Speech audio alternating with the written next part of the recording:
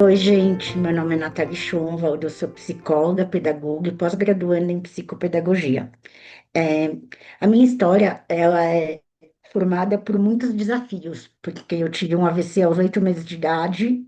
Isso fez com que eu passasse por muito bullying durante a infância e principalmente na adolescência. Então, entre alguns livros que eu já escrevi, tem o Companheira. Esse livro tem algumas particularidades. Primeiro, ele é contado pela minha cachorrinha, a Coca, que faz parte da minha vida desde da minha vida de casada. Então, ela veio, ela tinha 6 meses, hoje ela está com 9 anos, mais ou menos, e ela acompanhou todo esse processo. Então, é, é muito engraçado essa ligação. Quando você não está bem, ela vem e ela não sai do meu lado nem para comer.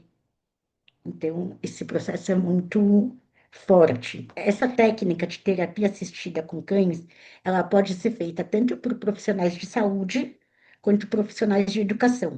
São animais escolhidos, que eles são preparados para cada uma das funções.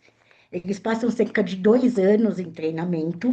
É um treinamento para quem vai, um cão que vai ajudar um autista, um treinamento para quem vai ajudar um cão que vai ajudar um cadeirante. Então, assim, depende muito do foco desse, do foco que esse cão vai, a função que ele vai ter. Mas a intenção real do livro, além de ser o lúdico que ele é contado por uma cachorrinha, é mostrar a importância da inclusão. Então, eu conto um pouco da minha história através da personagem que é a Nina.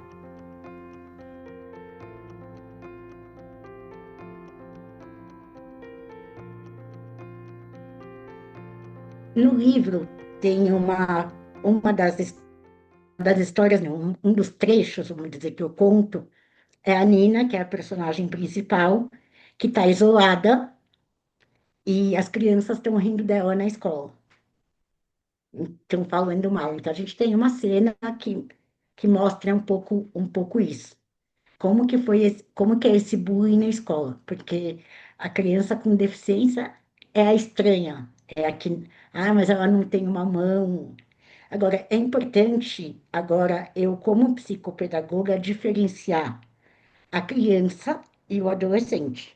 Eu já cheguei a trabalhar em escolas e uma das atividades que eu fiz, logo que eu cheguei, foi uma roda de conversa com crianças de 5 anos onde elas tiravam as dúvidas delas. Eu não fui lá e falei diretamente. Eu fiz uma atividade onde eu levei fotos de vários momentos da minha vida e falei: o que vocês querem saber? Primeiro, eu questionei se eles sabiam o que era deficiência. E vieram várias respostas, algumas que tinham ligação, outras que não. Mas, enfim, aí eu desenvolvi meio por isso. E aí eu perguntei o que vocês queriam saber. E saíram diversas perguntas. Uma delas, por exemplo, mas sua mãe gosta de você mesmo assim? Foi uma das perguntas. E a outra já passou a ser, mas como você ia no parquinho? Porque a professora me ensinou que tem que segurar com as duas mãos. Fato, a professora ensinou isso. Então, para eles, eu não podia ir, porque se não pode segurar com as duas mãos, eu não posso subir no escorregador. Então, passaram a ser perguntas do dia a dia deles e de curiosidade, não de maldade, diferente do adolescente.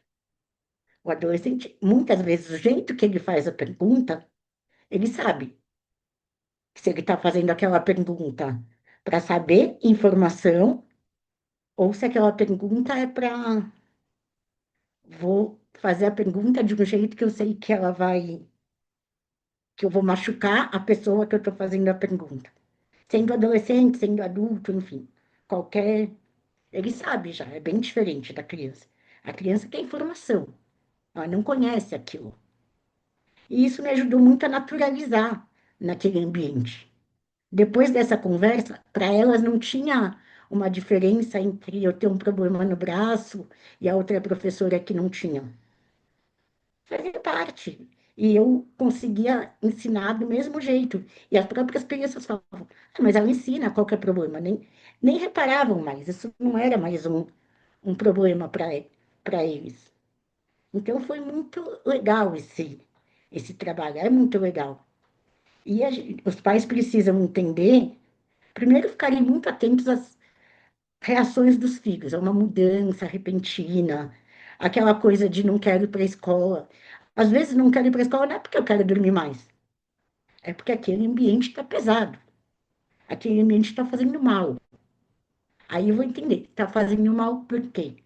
Eu vou procurar a coordenadora, vou tentar entender o que está acontecendo lá, porque muitas vezes é, pode estar acontecendo uma coisa que a gente nem imagina, a gente nem sabe. Então é muito importante essa atenção dos pais para prestar atenção naquela criança e até ter contato constante com a coordenação, ou com a professora, enfim, com a equipe escolar, para saber o que está acontecendo. Imagina, uma semana, do nada, uma criança que adorava ir para a escola começa, hoje eu não quero. De repente está com febre. Antes da escola começa a vomitar. Alguma coisa tem, porque ela gostava de ir para aquele lugar. Então, isso é muito importante. E o bullying, ele não traz consequências na infância.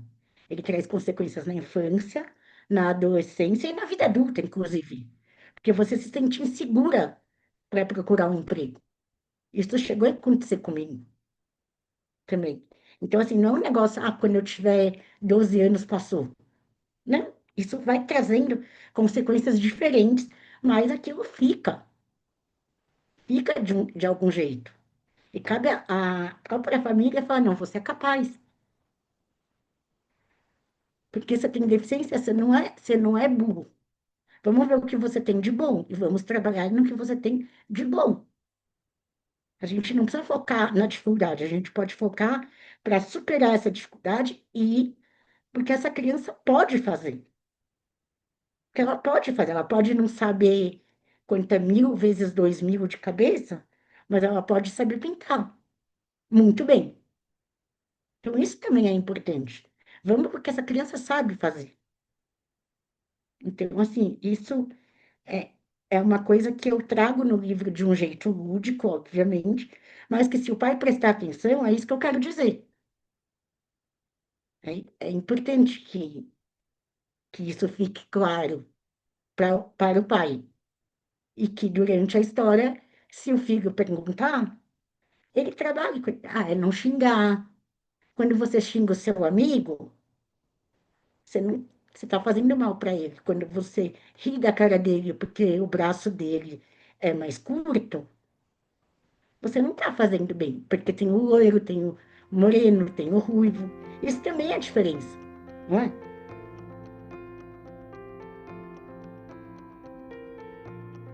Então, aquele tem problema na mão, aquele tem problema, aquele não enxerga, aquele tem dificuldade de atenção, então ele é bagunceiro, porque ele tem dificuldade de, por exemplo, a dificuldade. Não, ele é uma criança. Eu, com 7 anos, não ficava parada na mesa 4 horas na escola. Eu não conseguia fazer isso. Quem fala que conseguia, ou parabéns, ou tem alguma coisa que nós éramos crianças. Criança precisa correr, criança precisa brincar. Então não dá para você querer que uma criança fique das 7 ao meio-dia parado ouvindo a professora sem brincar, sem conversar, sem. Não, ela tem que ter os momentos dela de diversão, do, de, ou até, assim, eu monto alguns jogos também.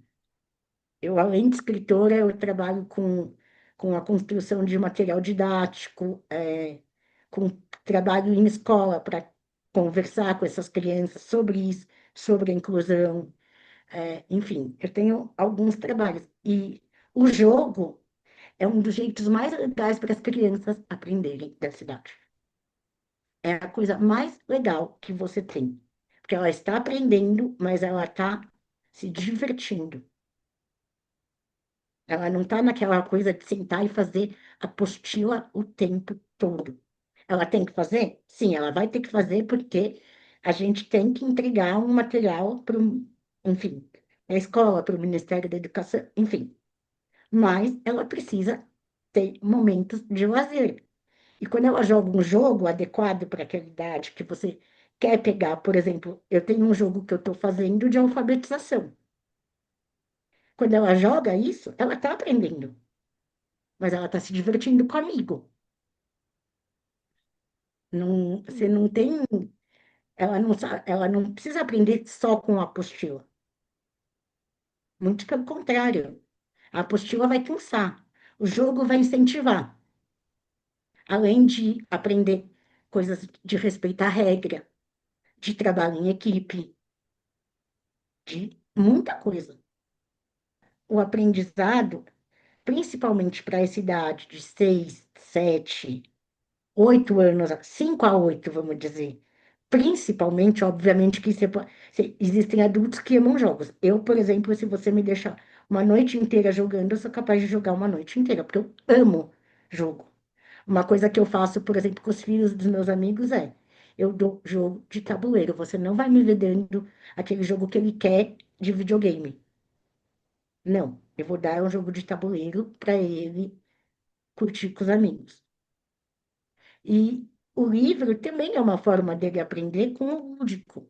A leitura é muito importante. A leitura vai ensinar ele a escrever melhor, vai ensinar ele a ter um vocabulário melhor. Então, tanto o jogo quanto o lúdico do livro são instrumentos de aprendizado muito importantes. Então, o Companheira, ele tem esses aspectos todos, do lúdico, do livro, de estar na linguagem da criança e de falar de assuntos sérios, como bullying, como, assim, como eu posso fazer para entender que se eu tiver alguma dificuldade, eu consigo ser alguém, como mostrar para a família, assim, a proteção é importante, mas a proteção é diferente da superproteção. A criança vai cair, e não é porque ela tem deficiência, porque a criança cai. Ela vai subir no escorregador e vai mais rápido ou mais devagar, porque ela tem deficiência? Não, porque isso é o desenvolvimento infantil. Ela vai começar a ter medo às vezes? Vai, porque tem uma fase que a criança tem medo. Tem uma fase que ela não vai no colo de ninguém. Você pode pedir desesperadamente, ela não vai.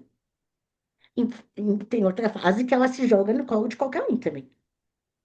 Então, assim, são coisas que vão trazer, através de uma coisa que a criança não está percebendo aquela informação como pesada, tanto no jogo quanto no livro. Então, eu acho que essa forma é muito importante de você juntar na escola, em casa, enfim, porque os pais, se eles tiverem 10 minutos para brincar, ou aqueles 10 minutos, em vez de pôr a TV para ler para o seu filho na cama antes dele dormir, você pode ter certeza que vai trabalhar vínculo, vai trabalhar diversão, ele vai se aproximar dos pais, porque ele vai gostar de estar com o pai. Então, assim, eu acho que é isso. Esse recado é: curta seu filho, não jogue ele numa tela o tempo todo. Esteja com ele. Gostou do depoimento? Você pode entrar em contato com a psicopedagoga Nathalie Schonwald pelo Instagram, @pedagoga_Nath, ou pelo WhatsApp, 11 99 481 6927, também para atendimentos. E acompanhe diariamente as indicações de profissionais de saúde e bem-estar, comprometidos em compartilhar conhecimento de qualidade, aqui, no Saúde em 3 Atos.